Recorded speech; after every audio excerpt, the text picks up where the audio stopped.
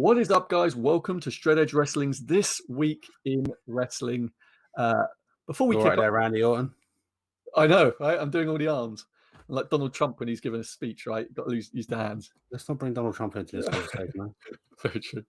I can't stop doing it now. Before we kick off this week, please head over and follow us on Twitter up above at SEW_podcast. Like and subscribe to us here on YouTube. I'm self-conscious now about my hands. You've made Good. So this week the shows have been decent-ish. Yeah. Some of them. AEW's done something I enjoyed this week. They actually had story going for the whole thing. They just pissed me off with one thing, putting a main event match in the first half of the show, the tag team titles, which was more of a main event than the main event they had. Yes, yeah. They've done that a few times. You've brought that up a few times that they do that. They put what should be the main event halfway through their tag team title championship. Whoever is the champion seems to be able to brawl out doing main event things, but yet they don't consider it to ever get past us into the second half of the fucking show. Yeah, even though they classify themselves as a tag team company. It's very true. Yeah, and something Cody brings up in his segment about there's three people that can classify them as the top guys, but yet the tag team titles were never brought into that conversation. I was like, you're taking the piss, right? They bring out the best matches so far. Yeah, that's true. I'll better let you carry on. No, that's very true. Would you jumping ahead? No, that's very true. I mean, this show's going to be all over the place anyway. But we've got a lot of news coming out in the last couple of days. We'll start with a bit of news which has just broken today, which is that tonight's NXT Takeover, it's Takeover 31, I believe, right? So yes. Takeover 31, which was scheduled to be out of Full Sail, like all the other NXTs have been, is actually coming from a brand new place, which is being called the Capital Wrestling Center, named after the predecessor to the WWE, the Capital Wrestling Corporation. They've got a bank in America all day that's called like the Capital Bank thing. Capital One, yeah, Capital One Bank, yeah. Surely they get a bit pissed off at that, right? Yeah. Because don't they actually own a stadium as well? Yeah, they do. That's funny. Yeah, Capital. Yeah. So this is going to be a bit different than the NXT that we've been used to. It's going to be a hybrid of the Thunderdome, but also Triple H has said that we're going to get around about 100 fans, family members, and talent that are in the audience. I just think it's a bit early for it. It's like, let's be honest, we all kind of are like AEW are shit in the bed with their fans, and I'm still not 100% convinced with AEW and their ones. Especially when all of a sudden you've got wrestlers that end up going up there and you're like, that, what? Yeah, I agree. And also, I don't think pre-fans and post-fans in AEW really made much of a difference. No, because at the end of the day, you've got such a good atmosphere with having wrestlers around in that ring thing. Yeah, no, I agree. And then now, the Thunderdome's working right now. I don't want fans back in WWE at the moment. Yeah, no, I agree. I think the Thunderdome works fine. Maybe I just don't want fans back ever again in WWE because it seems to be better this way. Yeah, we don't get what chance after every promo. No, I kind of agree. But they're obviously going to be taking every precaution. I think we should say that. They've made it very clear that everyone's going to be tested, not just temperature checked like they were doing before when they got in a lot of shit. Well, like anybody else does right these days, just do a temperature check, does shit. Yeah, exactly. It means nothing whatsoever.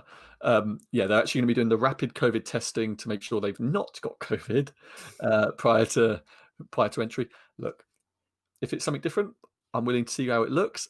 Yeah. I agree with you. I don't like the idea of having fans back right now. I think it's a bit silly. I think it's a bit premature. Let's be honest, they don't need it anyway. They're doing something decent. They're doing the same thing. They just got to keep a better eye on their monitors because, they have had some crazy ass crap happen on there. I agree. Yeah, I know. In the last week or two, it's gotten better. Actually, I haven't noticed anything. It has. Yeah, they've been on it a bit more. There was an AEW poster which popped up, I think, on SmackDown this week, and it was gone pretty rapidly. Yeah, no, I agree. And obviously, like this leads into the fact that there's a lot of speculation and rumor and innuendo that WWE has been approaching various states and various arenas recently, not arenas, outdoor arenas, I should say, in the last couple of weeks, with hopes that they can host outdoor events with fans. because their contract with the Amway Center, where the Thunderdome is based, runs out the end of this month. So unless they I'm extend pretty that, sure they'd be happy to renew it. I'm sure they would. Yeah. Yeah, I'm sure they would. As people have been speculating, maybe it's a negotiation tactic, to get a lower rate on the Amway Center. Well, that's just But fucking being a fun bunch of bellends, and if it is. yeah, but Let's be why don't honest, pit busters agree? they're still raking in tons of money. They're still a billion-dollar company at the end of the day. Yeah, I agree. And talking about arenas and things like that, we know that now WWE, although they won't confirm it, it's come from a multitude of sources now that they're going to be heading back to Raymond James Stadium in Florida next year for WrestleMania instead of California. Bring back the pirate, yeah. Bring back the pirate. They had all that. They had all that promotional material they never got to use. So that, hey, this is our chance. What's the betting that pirate? They're basically rigging everything still up in that stadium anyway. Probably, yeah. Yeah, it's just sitting there waiting. Yeah, so because obviously it was supposed to be in California, they were going to do the Hollywood thing again. And they could get Rock come out of WrestleMania dressed as a pirate. Yeah, it's going to be swinging down like a buccaneer. Yeah. And also this week we've had a lot of news about, we covered it a few weeks back, and it's been everywhere. I mean, it's been the biggest news story of the week by far. WWE taking control, trying to fucking grab everyone's money as they can and just take it. Yeah. Them trying to take control of, well, not trying to, them taking control of wrestlers' Twitch accounts and Cameo accounts.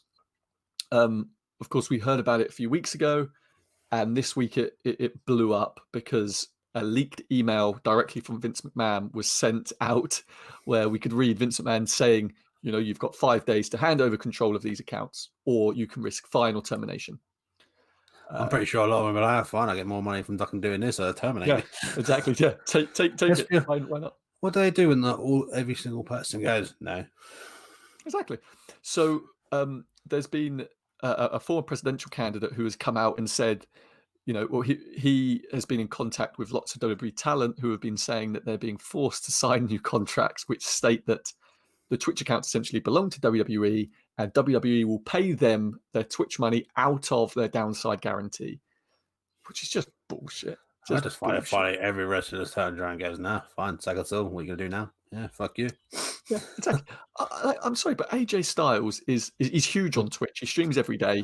I'm assuming, I don't know, this is complete speculation, but knowing how Twitch works and how money comes in and out of Twitch, he's going to be making tens and tens and tens of thousands of dollars on Twitch with ease, probably $100,000 a year on Twitch. And for them to suddenly say, "Oh no, that now is included in your downside," they're independent contractors. Fuck off. You know what you should do now? Just not bother doing it. Put Twitch in his wife's name. Yeah. No, this is my son's Twitch. I'm just appearing on it. Yeah, I would. Paige. And then if he dresses up as like his wife, he'll be fine. Yeah, just sits there and wears a wig. Shit, then, can they? Yeah, honestly, my name's Angelina Styles. Yeah, Paige has been quite vocal about it. If you head on over to her Twitter, you'll see that she's been very vocal about how she built that Twitch. Nothing to do with WWE. They didn't promote any of it. I feel a dog built that Twitch. Yeah, it's true. Yeah, but yeah, no. Honestly, like, if any talent signs that damn new contract, they're nothing short of a damn fool. I'm sorry. No, go to Impact. Have more fun. Yeah. It sounds like it at this point. I wouldn't go to AEW. They seem like a bit of they seem to be a bit more of a sinking ship, if I'm honest, at the moment. They seem to be a bit like here, there, and everywhere. Yeah. So, what do you think about the shows as a whole? This week it looked good. I told you about my praise on NXT. Still AEW. Yep. I still kind of like NXT more, but this is a week where I thought, AEW, they're moving in the right direction. But what worries me with AEW is they do a really good show like this, and then there's another 3 that are just so inconsistent and all over the place, it doesn't matter. I agree. It's like they can only ever seem to do it one, and then the next week they go back and it all. We're lucky if we get one decent sort of show properly done, like almost properly a month, if I'm honest. Yeah, I agree. Which is the thing, because they have a product that could be fantastic. They just need someone to actually run it properly. Yeah, and stretch it all out. Yeah, I mean, here's a good point before we actually look at the shows a little bit. Here's a good point about AEW. Tony Khan was on a press conference maybe 2 weeks ago, and someone, I can't remember if it was Wade Keller or someone, I don't want to misattribute it, but it was someone like Wade Keller, one of the dirt sheets, where they mentioned the fact that the Go Home show before the last pay-per-view had a lot less wrestling on it than normal. It was mainly it was good. Right? It was kind of a good thing as well. It's what you need TV wise. Yeah. Maybe some weeks you get a bit more wrestling than others, but you still need a lot more story in your TV and your pay-per-view. And on that show, they done a killer rating, an incredible rating. It was like, I think that was the one where they broke 1 million. Yeah. And some of the dirt sheets were criticizing, most of the dirt sheets were criticizing the lack of in-ring stuff that was going on. And Tony Khan turned around and said, yeah, I maybe next time, maybe I should start listening to the dirt sheets a bit more, and because you guys know what you're talking about, and I need more wrestling. What? Come on. That pisses me off, because it's like, look at your ratings. Your ratings should say everything, right? You know, I say talk about the ratings this week. I found it hilarious. I saw someone tweet it out. AEW got 800 and something, NXT got 700 and something, and then South Park got 2.3 million. Well, which is probably going to be a rerun as well. No, so that was the South Park pandemic special, and it killed in the demo, annihilated the demo, annihilated everything on. South Park, I'm sorry, South Park's what, 25 years old at this point? Come on, if you're being beaten by South Park in 2020, I'm sorry, they should both shouldn't be happy about that. No. I'm sorry, they just shouldn't. But literally, I just saw the thing and it was like South Park, 2.3 million. The presidential debate the night before got over 50 million viewers, you know? Yeah, that's because everyone wanted to see how it was to be two grown men act like they are in a playground. Yeah, not going to talk about politics, but it's like, but that's, do you know what I mean? Like, people keep on saying, "Oh, no one watches TV anymore." No, they do, if it's worthwhile. It's just not your crap. Exactly. I will always say it's bullshit that people don't watch TV anymore. When Walking Dead was hot, it was getting big viewers. When Game of Thrones was hot, it was getting big viewers. I will agree on the bit where, you know, some numbers have died down now because of all these different things. But if you've got a certain program that's that good, you'll watch it. Yeah, I agree. And South Park kind of proved that, right? In that South Park, they hyped up the pandemic special for South Park, and people went and watched it. I think people who were bragging about how well both shows done this week really need to sort of stop and look at what other things are happening. I just saw that Twitter thing and was like that. Oh my god, that was awesome. So I agree. But literally, as per thing with the shows, SmackDown is definitely the show to watch. It is the best show in wrestling. It's like the other three shows have just got to compete amongst themselves to see who can be the better show out of the three, which is not normally Raw. I agree. Yeah. And then SmackDown just dominates. Let's be honest, anyone who's a WWE fan or was waiting for SmackDown to see how things go between Roman and Jay. Yeah, exactly. Yeah, absolutely. That's all I care about this week. I watch a little bit of NXT with Finn Balor and Kylie Rae because that stuff killed. There was some odd bits on Raw which I liked. It was nothing special, I don't think, overall. No, I think it was kind of a filler week. I think the Randy Orton stuff was a bit. I like how it ended with Randy Orton. In the where he battered, basically he went backstage, beat the crap out of Orton. Oh, I like that, and I think it's. But the thing that I think I stated to you, the bit for me on this, I like the way how they did this match at Clash of Champions. Yeah. But I felt it should have been done ready for when Edge's return and Edge be the final person. Yeah, which I think which I think they're going to try and do. They're still, because obviously Edge isn't cleared yet, so they're still waiting for Edge to be able to do it. So that's where I just felt they sort of jumped the gun a little bit, where they brought all four of them to do the thing when it should have been a great thing for when they do that, and then Edge is the last person, and then hit him and screw him over, which then leads into a storyline again. I agree, and like I love the beatdown. I think that's cool. I think the night vision goggles and all that was a bit stupid. Didn't need to be done. I thought it was a bit fucking goofy. I think that's their way of just making sure that Ric Flair don't get hurt. It was. We can't show Ric Flair being beaten, so we got to turn the lights on. But he was just wearing a pair of welder's goggles, right? That was all it was. And it was like there was a night vision goggles, and you're like, oh Jesus Christ. I like that. I think I don't like being that negative, but like I think that was basically what I really cared for on Raw this week. because they didn't do any underground this week. No. Yes. Retribution wasn't there because they were exposed. They didn't test positive for COVID-19, I should say, but they were exposed to COVID-19, so they were taken off the show. The big part you had of that was that bit through the show on bits. Randy Orton throwing his fit leaving, Drew having his bits of other stuff. Yeah. And I'll give it to you, I can't call him Bobby Roode. Bobby Roode. Oh, Bobby Roode's return. Yeah, I forgot about that. Yep. That was fantastic. I love Bobby Roode, and that was a great match. I think the rematch between Selena Vega and Asuka were good at the opening the first match off. I think the matches were good. So, I just don't think they were building many things. You know what I mean? I could have missed that with Andrade, this week because I'm better than them. They all you lost 2. Get over it, and then you just lost to Keith Lee again. Yeah, I agree. So maybe you're the weak link in the group. So NXT AEW. Could you go back to one thing on Raw? Oh, go for it. I quite like the whole King's Court and the whole thing they're doing with Mysterio's daughter. Yeah, I like that. And Buddy and I love the way how Buddy's now doing his inflicted thing as well. So I do like that. We've sung Buddy's praises for 2 years, 3 years now. Oh, that's good. It's even when he lost it. I was pissed off at WrestleMania when he lost. We've been singing Buddy's praises for years now, so I'm glad that he's getting an actual story for himself. I like that. Yeah, no, I agree. I forgot about that, to be honest. Now we can skip again. We can carry on. Yeah, so NXT AEW. NXT, I thought, was superior in building a story. In building for their pay-per-view this week than what AEW normally is. I really thought it was genuinely interesting because Kyle O'Reilly. I really now want to see Kyle O'Reilly and Finn Balor, right? Yeah, genuinely want to see. That was a great promo, and just before that, Adam Cole and Austin Theory. Yeah, fucking great, brilliant. I was getting a bit thinking that they were just going to once again, I like the way how NXT are doing this thing with Theory. He hasn't won a match since he's been back.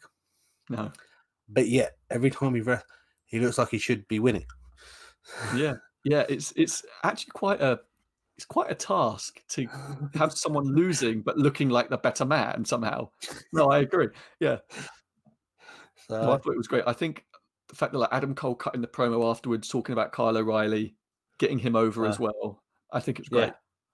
Yeah, it was all great in the thing leading to that match. I loved that segment. I love what then followed with Finn Balor and Kyle.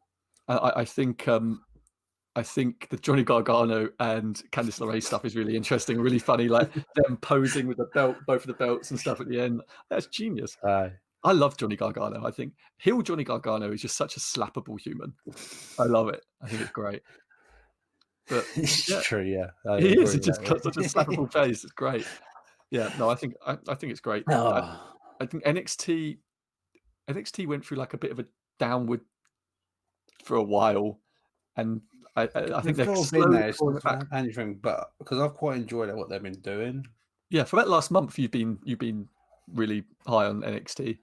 Because I get frustrated with the layout of AEW. I give AEW their praises where it needs to be done, and then I give their shit bits where they need to be. I'd say I do with NXT. It's just NXT's got more professionals behind it that know what they're doing than unfortunately AEW do. Yeah, no, I agree. And so, yeah, no, I can't agree more. It's true. You on AEW now? Yeah, AEW. They've got to ask the one question. Why are we still getting no answers about the Young Bucks? 3 weeks now, right? 4 weeks now? We've been saying this? Yeah, I agree. I don't get it. Look, there's such a thing as leaving stuff up to the fans to work out, but then there's giving us nothing. Yeah. Right? I think there's a nice in between of the fans can figure out try and figure out what's going on, and then there's telling nothing. And I think they're just saying nothing, and to a detriment. I don't know. Really. I mean, I'm glad. I'm happy. I'll be happy to see where it goes in the end. But just give me something. Don't do the same thing every week either. Because Christ alive, these are the guys who were shitting on WWE for repetitive. Yeah. That's what they're doing, right? That's all the Young Bucks are doing right now. Just makes no sense on what we think, because it still made no sense in the pay-per-view to this bit here. So yeah. I think the highlight of the show for me was Cody's promo. For me, yes, it was Cody's promo, and it was the tag team title match. Yeah, because I how think they sold the two teams sold such a great story from start to yes, finish in that match and how it ended. yes, But the referee did a shit job because unfortunately, when they do that, they should have their feet a bit further away from the ropes. very And the true. referee should have spotted that. Yes, And the very only true. other thing that pisses me off is another certain female referee in this thing, because you know Go on. how I feel when someone overacts against someone. I Mm. should not be having to spend more time watching a referee than watching a match. And her overacting of someone throwing a punch. No offense, you're in this thing every fucking week. You watch this thing, you don't need to react to a punch. She does that an awful lot where Yeah. there's a simple thing and she'll be going, Yeah, it's just yeah. simple. It's like she's doing it again. And it's like that. I watched WWE. The referees don't react to a punch. They will react if there's something big Do you know, happens in it. there was a good point, right? Talking about referees, Matt Coon, who I love reading his takes on things, and like he said this week about Charles Robinson during the Roman Reigns Jey Uso match. He Yeah, was like, everyone should be praising him as well for that match because he sold that like a million yeah, bucks. He sold the beatdown on Jay, didn't oversell it. He sold it well. Was like pleading with Roman just enough to not be over the top. yeah. Like that is the And the referee problem that you need. with Audrey is she also you got two wrestlers right in the middle of one another. She stands right next to him. You're like that. She's Will like you that. Yeah. back away? You're supposed to be more near in the corner, being able to see what's going on. I'm not. No one's paying to pay a ticket to see you. No, They're I paying agree. to see the two people in the ring. I agree. I Oh, think that wrestling. there's a real fine balance, and like there is a reason why people like Mike Yoda and Charles Robinson and stuff have been doing it for so long and are so good at it because they've got that Well, it's that like the nice couple of balance. female wrestlers they got in WWE. I love those guys. Those two. Yeah, I think they're yeah, great. yeah, They don't yeah. do it. They do what they're supposed to. And she just gets in the way of stuff, and then over it, I'm just like, I'm spending more time watching you than I am these two, and you're now taking it away from the match. No, I agree. So we know that we're going to have Cody versus Brody Lee in a dog collar match next week. I didn't see that coming. I'll be honest. I thought that they were going to drag that. I said this last week. I thought they were going to drag that match out to the bitter end to the next pay-per-view. But a dog collar match, we've not seen one of those in quite a while. I actually can't remember the last one I saw. Maybe JBL and that was a wrist match. No, that was That literally was leather wrist strap, strap weren't match. it? Yeah, Yeah, it was leather strap. yeah. I don't think I I've can't ever seen a remember. dog collar match. Yeah, yeah. I don't think WWE haven't. I don't think They, WWE's done one in years. I think it's I like don't the think. I think 80s. they. I don't think they ever did one until they had not I'm about to say butcher, but no, We had Junkyard junkyard dog. Dog and Greg the Hammer Valentine. Yeah, I think they did. Yeah, Because to be perfectly honest, I'm not too sure what a fucking dog collar match is, apart from having a dog collar wrapped around your fucking throat I'm or something. sure. Well. Look, I may be mistaken here, but I'm sure it's much the same as a strap match in the sense of they are strapped together with a big chain with dog Yeah. collars on, right? Yeah. So basically, we know what the big things are for next week is really the dog collar match, but SmackDown this week, probably the highlight of the week. SmackDown started off with a bang Yeah, yeah. with Roman, Jay, Paul. Once again, brilliant. I mean, I know I saw lots of people critical of them going to the well again and doing another Roman J match, but I kind of like it because Wow, I'd be happy to see him in that Hell in a Cell, see how it goes. I think they've been telling a great story. Yeah.